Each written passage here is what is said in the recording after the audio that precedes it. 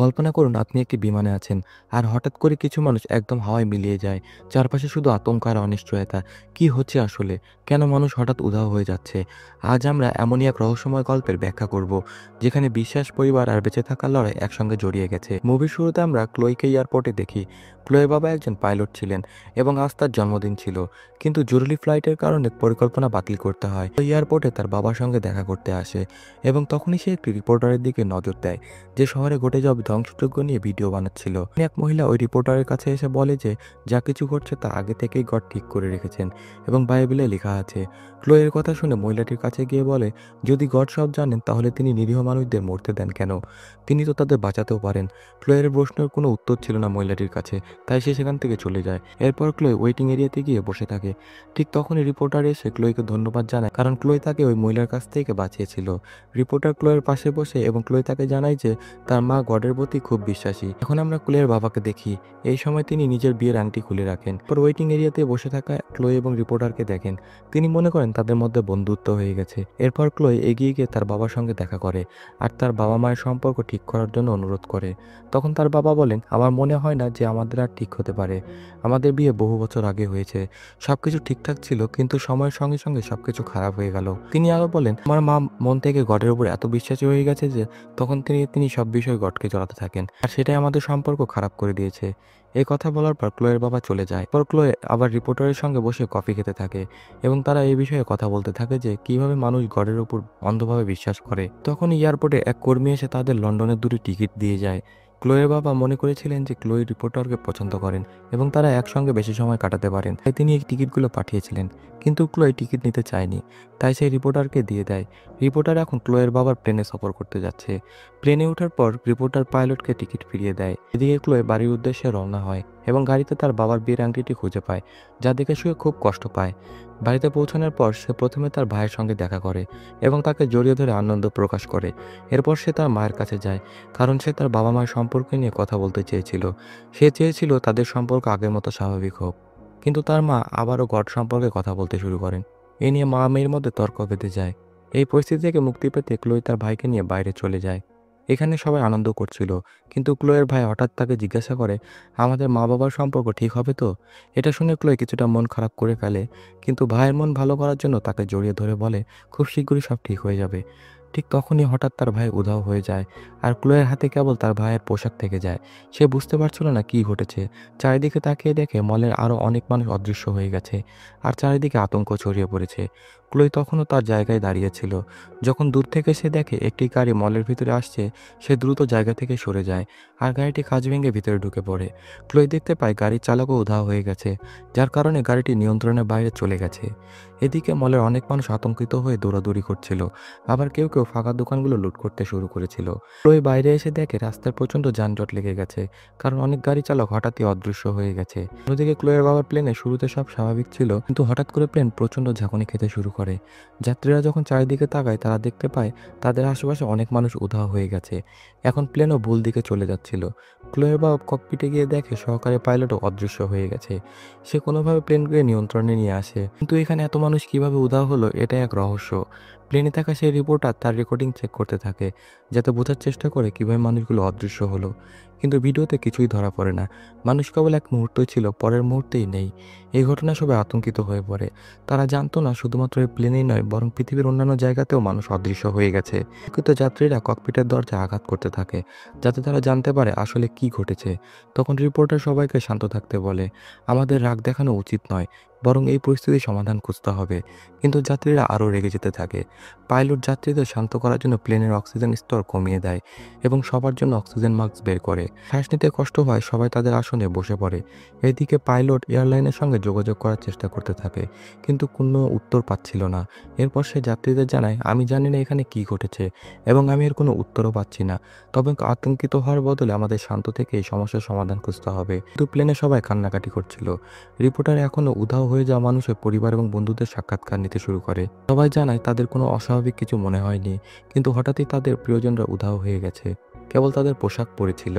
একজন নারীকে দেখা যায় যে ওয়াশরুমে গিয়ে কোনো ওষুধ খায় এবং ফিরে এসে রিপোর্টারকে বলে এটা বাস্তব নয়। সেখানে এক মুসলিম ব্যক্তি ছিল যে ঈশ্বরে বিশ্বাস করত। সে ভেবেছিল সবাই মিলে তার সঙ্গে কোনো প্র্যাঙ্ক করছে, কিন্তু ছেলেটি রেগে গিয়ে তার সঙ্গে ঝগড়া শুরু করে। সে বলে, আমরা তোমার সঙ্গে প্র্যাঙ্ক কেন করব? এটা ঈশ্বরের কাজ। আর যেহেতু আমাদের ঈশ্বর ভিন্ন, তাই ঈশ্বর আমাদের কথা শুনতে পাচ্ছে না। দিয়ে ক্লোয়ের বাবা জরুরি অবতরণের জন্য নিউ ইয়র্কে জায়গা খুঁজছিলেন, কারণ প্লেনের জ্বালানি প্রায় শেষ হয়ে আসছিল। সিন বদলে ক্লোইকে দেখা যায় যে কোনোভাবে মল থেকে বেরিয়ে এসে তার গাড়ির কাছে পৌঁছাতে সক্ষম হয়। সে গাড়িতে ওঠার আগে সামনে থেকে একটি প্লেন আসতে দেখা যায়, যার ভিতরে কোনো পাইলট ছিল না। প্লেনটি আসতে দেখে ক্লোয়ের পাশে সরে যায়, কিন্তু প্লেনটি তার গাড়ির উপর ক্র্যাশ করে, যার পরে তার গাড়ি সম্পূর্ণ ধ্বংস হয়ে যায়। ক্লোয়ে এবার হাঁটতে শুরু করে। এই সময় দুইজন বাইকার এসে তার ব্যাগ ছিনিয়ে নেয়। সে তাদের পিছনে দৌড়াতে যায়, কিন্তু তখন সে দেখতে পায় একটি বাস সেতু থেকে নিচে পড়ে গেছে। এটা দেখে সে ভয় পেয়ে যায়। সে নিচে গিয়ে দুর্ঘটনাগ্রস্ত বাসের মানুষদের সাহায্য করতে যায়, কিন্তু বাসের ভেতরে কেউ ছিল না, সবাই উধাও হয়ে গেছিল। ক্লোয়ে কোনোভাবে হাঁটতে হাঁটতে এক রাস্তায় পৌঁছায়, যেখানে সে আগের মতো বিশৃঙ্খলা দেখতে পায়। সে তার মাকে ফোন করার চেষ্টা করছিল, কিন্তু কোনো সাড়া পাচ্ছিল না। রাস্তায় প্রচুর গাড়ির ধ্বংসস্তূপে পরিণত হয়েছিল। সে দৌড়ে একটি দোকানের সামনে আসে, যেখানে একটি জুয়েলারি শপ লুট করা হচ্ছিল। এগিয়ে গিয়ে সে দেখতে পায় এক অদৃশ্য হয়ে যাওয়া ব্যক্তির পোশাকের পাশে একটি বোর্ড রাখা, যেখানে লেখা ছিল এন্ড ইজ হিয়ার। নিউজে সে দেখতে পায় শুধু নিউ ইয়র্কের নয়, সারা বিশ্বের মানুষ এভাবে উধাও হয়ে গেছে। ক্লোয়ে আশা করে তার মা হয়তো হাসপাতালে থাকতে পারে। সে হাসপাতালে যেতে চায়, কিন্তু সেখানে প্রবেশের জায়গা ছিল না, কারণ প্রচণ্ড ভিড় জমে গিয়েছিল।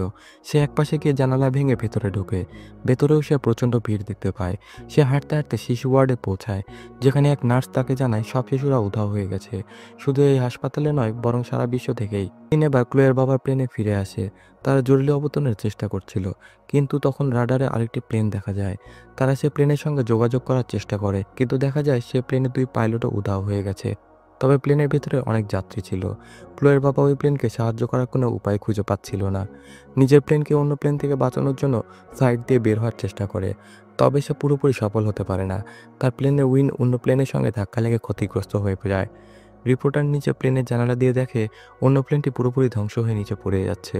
প্লেনে এক বেটে লোকও ছিল, যে মনে করেছিল এই প্লেনে থাকা মুসলিম ব্যক্তির কাজ, কারণ তার ধারণা ছিল মুসলিমরা প্রায় সন্ত্রাসী হয়। সে মুসলিম ব্যক্তির ব্যাগ খুলে চেক করা শুরু করে, কিন্তু সেখানে শুধু একটি ইলেকট্রিক টুথব্রাশ ছাড়া কিছুই পাওয়া যায়নি। এরপর সে রেগে গিয়ে মুসলিম ব্যক্তির সাথে বাজে ব্যবহার করতে থাকে। তখন এক ব্যক্তি তাকে শান্ত করে এবং বোঝায় যে মানুষ এমন কোনো প্রযুক্তি নেই যা দিয়ে মানুষ হঠাৎ করে গায়েব করে দেওয়া সম্ভব। নিশ্চয়ই এলিয়েন বা অন্য কোনো সভ্যতার কাজ। এদিকে প্লেনের উইংও ভয়ানকভাবে কাঁপছিল।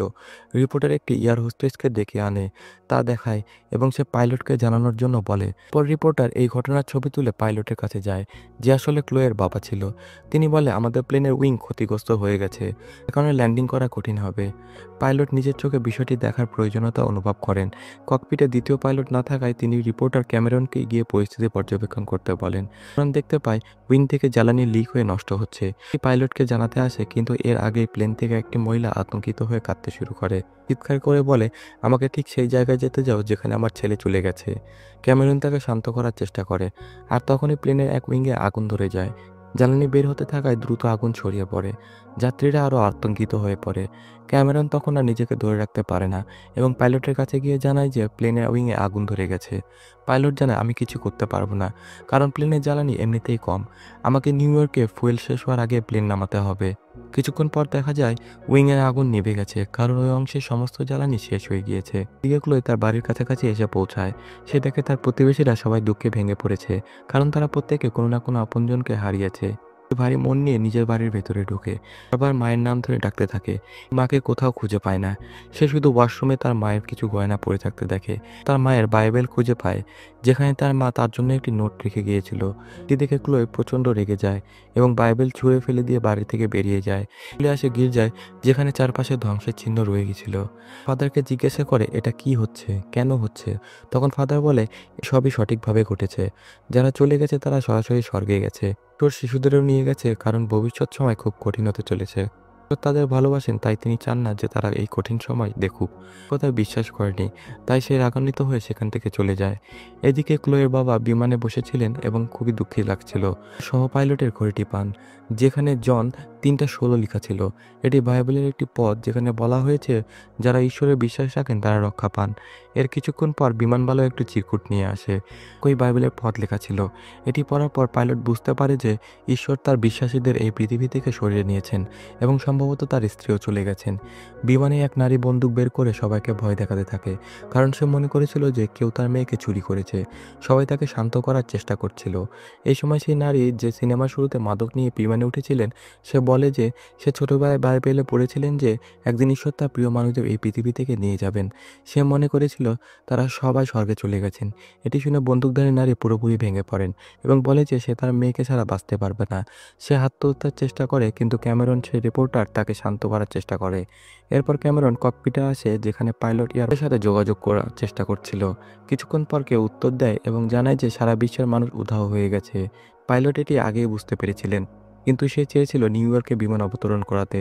কিন্তু তখন তাকে জানানো হয় যে নিউ ইয়র্কে অবতরণ করা সম্ভব নয়, কারণ ইতিমধ্যে সেখানে অনেক বিমান বিধ্বস্ত হয়েছে। কিন্তু অবতরণের জন্য কোনো নির্দিষ্ট জায়গায় অবশিষ্ট নেই। ক্যামেরন এই কথা শুনছিলেন। এর মধ্যে যোগাযোগ বিচ্ছিন্ন হয়ে যায়। তখন ক্যামেরন পাইলটকে জানায় যে তার কাছে একটি স্যাটেলাইট ফোন আছে এবং যদি সে চায় তবে এটি ব্যবহার করে শেষবারের মতো তার মেয়ের সাথে কথা বলতে পারে, কারণ এখন নিশ্চিত হয়ে গেছে যে তাদের মৃত্যু আসন্ন। পাইলট তখন খুব আবেগপ্রবণ হয়ে পড়ে। সে বলে যে শেষবারের মতো সে তার মেয়ের কাছে ক্ষমা চাইতে চায়। তার হাতে সেই টিকিটগুলো ধরে রেখেছিল যা সে তার মেয়েকে দিয়েছিল। সে বলে ক্লোই চেয়েছিল তার বাবা মা ভালো থাকুক। তাদের সম্পর্ক খারাপ হয়ে গিয়েছিল, তবে তার স্ত্রীর কোনো দোষ ছিল না। সব দোষ ছিল তার নিজের। তার স্ত্রী যখন ঈশ্বরের কথা বলতো তখন সে তার সাথে তর্ক করত। এদিকে ক্লোইকে একটি ব্রিজের উপর হাঁটতে দেখা যায়। সে খুবই দুঃখী ছিল। তার মনে হচ্ছিল তার পরিবারের কেউ বেঁচে নেই এবং তারও বেঁচে থাকার কোনো অর্থ নেই। ক্লোই ব্রিজের উপর উঠে আত্মহত্যা করার চেষ্টা করছিল। ঠিক তখনই তার ফোন বেজে ওঠে। ক্যামেরন সেই নিউজ রিপোর্টার তাকে কল করেছিল। সে জানায় যে তার বাবা তার সাথে কথা বলতে চায়। বাবা ফোন নিয়ে বলেন, ক্লোই, আমি তোমাকে খুব ভালোবাসি। যা কিছু আমার আর তোমার মায়ের মধ্যে ঘটেছে তার জন্য তোমার মায়ের কোনো দোষ ছিল না। তার বাবা আরও জানান যে তারা এখন আর বিমান অবতরণ করতে পারবেন না, কারণ ল্যান্ডিং করার মতো কোনো জায়গা অবশিষ্ট নেই। তারা সবাই মারা যাবে। ক্লোই কিছু বলার আগেই সংযোগ বিচ্ছিন্ন হয়ে যায়। এরপর ক্লোই দ্রুত ব্রিজ থেকে নেমে আসে এবং ব্রিজের পাশে থাকা একটি বাইকে উঠে পড়ে। বিমানের ভেতরে পাইলট যাত্রীদের জানায় যে তারা নিরাপদে অবতরণ করতে পারবেন না। বিমান মাঝ আকাশে বিধ্বস্ত হবে এবং সবাই মারা যাবে। তাই সবাই উচিত এখন ঈশ্বরকে স্মরণ করা। অন্যদিকে ক্লোই দ্রুত গাড়ি চালিয়ে একটি নির্মাণাধীন স্থলে গিয়ে পৌঁছায়। সে জানতো যে এখানে একটি খোলা রাস্তা রয়েছে যেখানে তার বাবা বিমান অবতরণ করতে পারবেন। এলাকা পরিষ্কার করার পর সে দ্রুত তার বাবাকে ফোন করে জানায় যে সে ল্যান্ডিং করার জন্য একটি জায়গা খুঁজে পেয়েছে, কিন্তু বিমানটির ক্যাম্পাস কাজ করছিল না। ক্লোই দ্রুত তার অবস্থানে পাঠায়, কিন্তু উচ্চতা থেকে সঠিকভাবে জায়গাটি চিহ্নিত করা কঠিন হয়ে পড়ে। এদিকে বিমানের জ্বালানিও প্রায় শেষ হয়ে যাচ্ছিল। তারা বেশিক্ষণ অপেক্ষা করতে পারছিল না। এরপরে আবার তার বাবাকে কল করে। তখন তার বাবা বলেন, তুমি যদি কোনো বড় আলো জ্বালাতে পারো তাহলে আমরা জায়গাটি সহজে খুঁজে বের করতে পারবো। এক মুহূর্ত নষ্ট না করে ক্লোই গাড়ি থেকে নেমে আসে এবং গাড়ির জ্বালানি ছড়িয়ে সেখানে আগুন ধরিয়ে দেয়। আগুনের শিখা দেখে পাইলট অবতরণের জায়গাটি শনাক্ত করতে পারে। তখনও সেই রাস্তায় ছিল যেখানে বিমানটি অবতরণ করতে যাচ্ছিল। সে দ্রুত ট্রাক চালিয়ে সামনে এগোতে থাকে, কিন্তু হঠাৎ পেছনে আগুন আরো বড় হয়ে ওঠায় এই বিভ্রান্তির মাঝে তার ট্রাক দুর্ঘটনার শিকার হয়ে একপাশে আটকে যায়। নিচে নামার সময় কিছু বৈদ্যুতিক তারের সাথে ধাক্কা খায়, কিন্তু সৌভাগ্যবশত এতে কোনো বড় ক্ষতি হয় না। বিমানের একটি ডানা ক্ষতিগ্রস্ত হয়েছিল, যারা অবতরণের সময় মাটির সঙ্গে ধাক্কা খেলে বড় বিস্ফোরণ হতে পারত। কিন্তু দক্ষতার সঙ্গে পাইলট এটি এড়িয়ে যান এবং অবশেষে সফলভাবে ক্র্যাশ ল্যান্ডিং করান। বিমানটি দ্রুত সেই দিকে এগিয়ে যাচ্ছিল যেখানে ক্লোই ট্রাকে আটকে ছিল। ক্লোই আতঙ্কিত হয়ে মাথা নিচু করে ফেলে। সৌভাগ্যবশত বিমানটি তার উপর দিয়ে চলে যায় এবং সে অক্ষত থাকে। এদিকে সামনে একটি গ্যাস ট্যাঙ্ক ছিল যেটির সঙ্গে বিমানটি ধাক্কা লাগতে যাচ্ছিল।